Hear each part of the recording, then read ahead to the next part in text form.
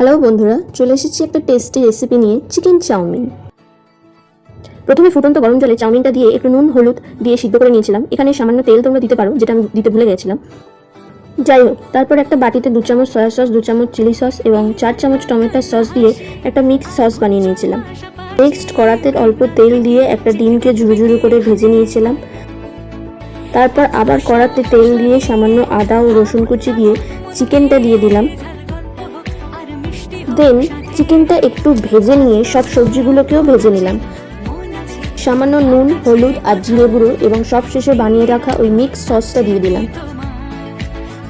এখানে তোমরা একটু ব্ল্যাক পেপার ইউজ করতে পারো, বাট ওটাও আমি ভুলে গেছিলাম। যাই হোক, দেন একটু নাড়াচাড়া করে সিদ্ধ করে রাখা চাউমিনটা দিয়ে দিয়েছিলাম। সবশেষে ডিম ভাজাটা দিয়ে নামিয়ে নিয়ে একটু শসা ও পেঁয়াজ কুচি দিয়ে সার্ভ করলাম টেস্টি টেস্টি চিকেন চাউমিন।